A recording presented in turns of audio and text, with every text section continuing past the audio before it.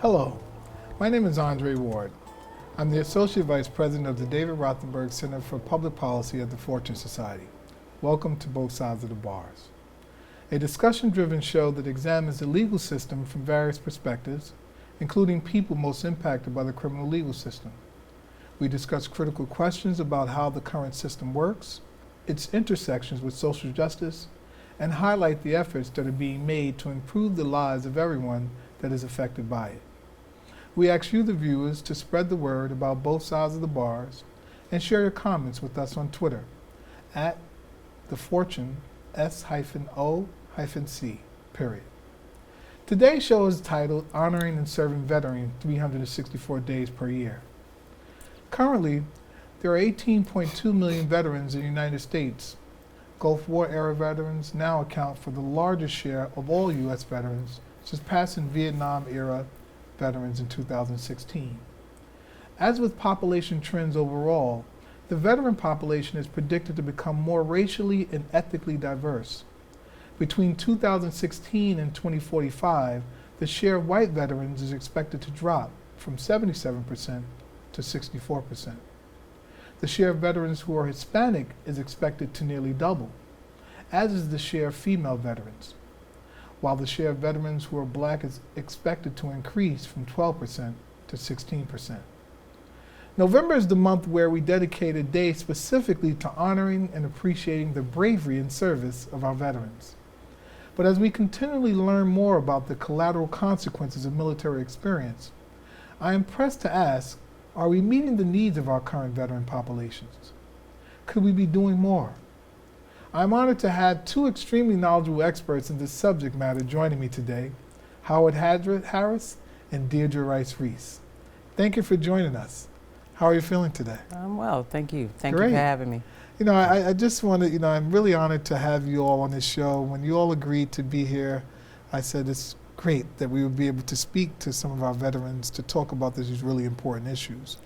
Just to give our listening audience some overview and background of our guests here, Deirdre Rice-Reese is an Assistant Vice President of Residential Treatment for Samaritan Daytop Village, where she oversees the veteran and upstate residential treatment programs in Ulster and Dutchess County, and ensures appropriate and quality admissions referrals. Ms. Reese also coordinates outreach to community partners and other referral providers, and provides customer relations and related services to our referral base. And she has nearly 25 experience in social service and management of substance use treatment programs and facilities. And then we have Mr. Howard Harris. And so Howard, he is my colleague and someone who we greatly admire and respect at the Fortune Society. And Howard serves currently as a recovery coach specialist, and he's been doing that for over 3 years or so. Currently, I know that Howard is enrolled working on getting his CASE Act as it's consistent with his current work as recovery coach specialist. And you've been in the military. You served as in the Marine Corps for 3 years, and obviously Ms. Reese served in the Air Force for 6 years. So each of you have a tremendous amount of experience, and we're grateful for your service in the military. I didn't mention that, Ms. Reese, obviously, before a career in social services, you served in the military for 6 years or so. You're a credentialed alcoholism and substance abuse counselor, and you hold a master's degree in public administration as well from Baruch College, and a Bachelor of Professional Studies from Audrey Cohen College. And so you currently serve as the chair of the Cultural Competency Committee for the New York State Association of Substance Abuse Providers. Ms. Reese is married with 1 son and 2 grandchildren, and Mr. Harris is a father, a grandfather, and a great-grandfather. So I want to kind of jump right into this. I think that, when we talk about this idea of our veterans and the access to benefits that they have and the substance use histories that they have, and how all that kind of ties together, I kind of want to talk to us about, listen to us a little about, I know that there are different treatment courts Deirdre, that are in the States. Talk to us about the treatment courts that exist in the States to service our folk who may have substance use who are veterans, and what is that like for them? Right. So in 2010, maybe a little earlier, Rob Russell out in Buffalo created a Veterans Treatment Court. It took off. It spun off 460 around the country. In New York, we have about 60. There's one in almost every county. More locally, of course, there is definitely Queens, Manhattan, Bronx, Brooklyn, Staten Island, and Mid-Hudson, which is my area of responsibility for Samaritan Daytop. Veteran treatment courts were developed to help mentor veterans through a process of criminal justice confines, if you would. If they had to navigate a court case for substance abuse treatment and or mental health disorder, they would have someone who was familiar, who had the military culture and experience to help them navigate the system. The Bureau of Justice Assistance saw that this worked. There's also the Center for Court of Innovation, and so they implemented or re-implemented these veteran treatment courts around the country. One of the things that I've seen is that the veteran treatment courts, though they are helpful, there are few judges that are as prepared to manage the full court. So they may have a track, or there may be a judge that has several different specialty courts under their responsibility. Family treatment court, drug court, mental health court. They all fall under the same individual who might not have a sense of how important the Veterans Treatment Court can be or would be for veterans that are incarcerated. And Howard, I know that you have been involved in a lot of advocacy work, and your focus is on lifting up some of the issues and policies that impact veterans. And so we know that in April or so, sometime, there was a bill that was passed. That bill was A4 678, the Justice for Our Veterans Act, that was passed. And there's really unique language inside of the bill in and of itself. So on the one hand, I know they're saying about the offering of services and support for veterans, etc. But then there's a clause, except for. Talk to us about that. Talk to us about the bill a little bit, and then this except for. Okay, Andre. First, I want to salute all the veterans this coming Veterans Day. I'll salute you all and thank you for your service. As Deirdre said, Robert Russell, back in 2010 or so, he started these treatment courts. These treatment courts were started because veterans were coming back home and they were suffering. They were suffering. Some of them were reintegrating back into society without issue, but a lot of them would suffer mental illness, substance abuse issues that they brought back home as a result of their service. The bill as it stands right now, Andre, it has exclusionary points in it, all right? By that I mean, as you said, except for. One part of the bill states that service persons with domestic violence are excluded from alternative to incarceration, all right? Meaning they're eligible for mental health, but they will have to receive that mental health within the confines of imprisonment if they're sentenced as such. I don't believe that is the direction that this bill should go.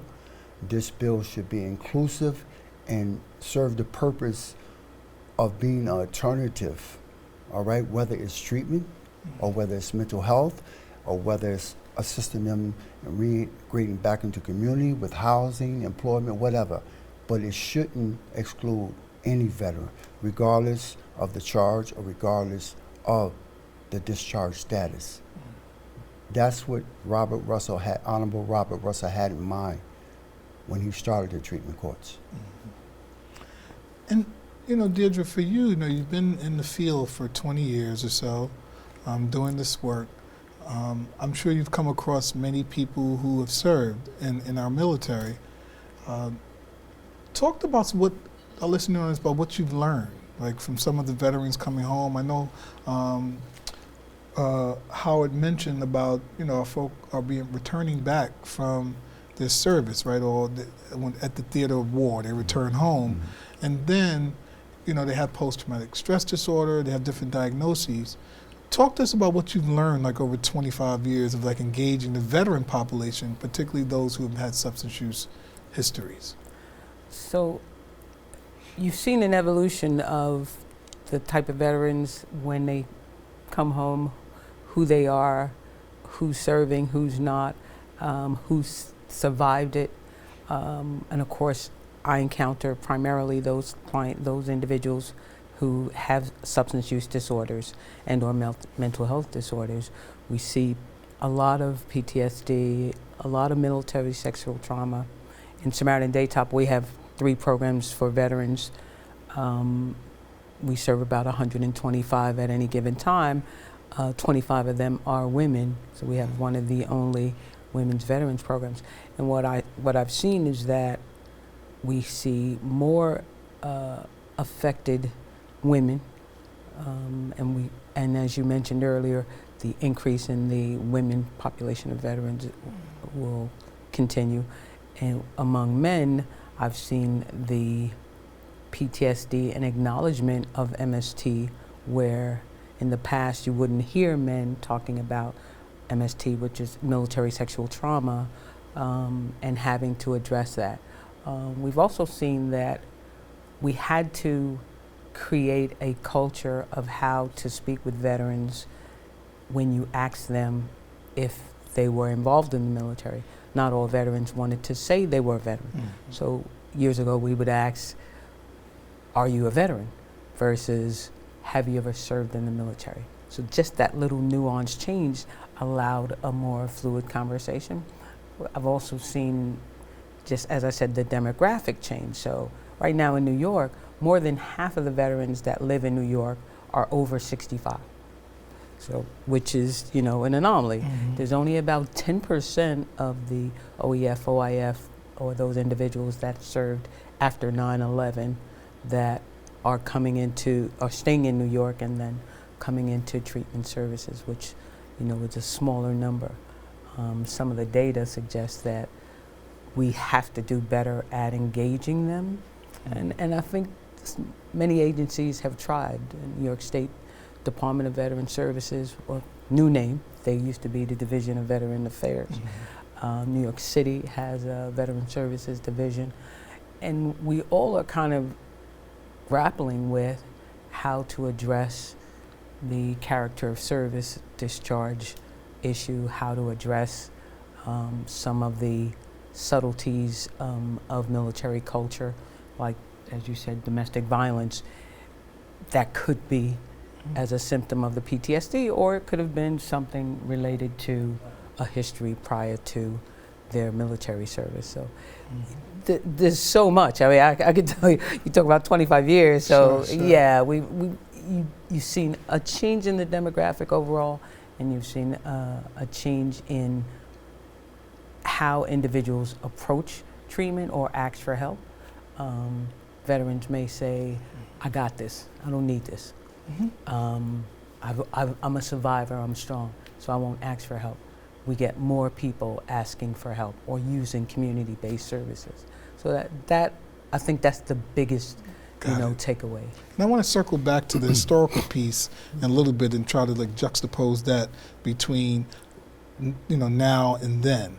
But Howard, you were talking about the bill, and obviously you feel that there can be some more changes to the bill, right? That can obviously really support and lift up our veterans in a way that's humane, that offers them the treatment that they deserve. Mm-hmm.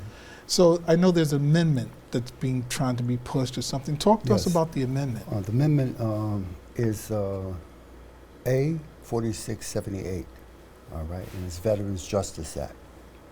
And what we're addressing in there are the things that I spoke about in terms of, no exclusion based on charges, all right? If they're a veteran, they should be considered, all right? And what's the meaning of what a veteran is. A veteran shouldn't be someone who, a veteran should be because of their discharge, whether it's other than honorable, they should still be entitled to participate in these alternative sentences and also in the treatment courts. We want these clauses to be removed, and we want anyone who has served to be able to be included, all right, in meeting their needs. You know, I've had opportunity to visit some of the veteran shelters, and what I see is just, it's terrible. You know, you have veterans going in and out of Rikers Island, in and out of central bookings, all right? And they're suffering in the throes of post-traumatic stress disorders, depression, alcoholism, drug use, and they're just going in and out. And it's a drain on the fiscal, you know, money that could be used in other places to treat them rather than have them be coming through this revolving door. So I believe a lot of these veterans don't meet the term a veteran means because they have an undesirable or they have, you know, whatever, other than dishonorable, other than honorable, okay? And they shouldn't be excluded, all right? That money could be better used rather than them coming in and out of that revolving door based on them not having their needs met. And Deirdre, when Howard references, like, veterans inside of the shelters, etc., I want to talk a little bit about our women who have service, who have very specific and unique needs. Talk to us a little bit about that, right? Our women veterans and their specific and unique needs, and what are you observing in the field in terms of the services that they need for their specific needs? So what was interesting is that 5 years ago, the VA developed this women's health arm of the Veterans Administration, but they didn't have gynecology. They didn't have maternity. So I'm like, how could you have women's health without gynecology? So the VA, in its wisdom, moved it to community-based services. Do we have enough community-based services to serve PTSD, MST, family issues, depression, alcoholism, drug abuse for women specifically? In New York, I would say we do, because the services that are available are underutilized. The services are there. Accessing the women, and I think that again, how you approach a women veteran or any veteran, how you ask the question about their service. I actually had a young woman say, well, I never thought of myself as a veteran. I was in the Guard, or I was in the Reserve, or, you know, I went to the military for 2 years. Okay, you served, you're a veteran, you're eligible. And many of the external service providers, external being outside of the VA, are service that would allow any character of discharge to be served. So vet resource centers, Samaritan Daytop Village, many of the other veterans organizations around the city do not require that you have a honorable or other than honorable. You can have a bad, we're going to help you into recovery regardless of how your character of discharge. And many of us will offer supports to either get your discharge upgraded, because there is an ability to do that. You can upgrade to, change the character of service. You could do community service to be reinstated. You could participate in some forums that allow for changes to bills, laws, and regulations for agencies. I think New York has been one of the more progressive states in terms of reaching out to veterans and making sure that there is access and ability. For women, the availability is there. The outreach, I say, could be better. I see.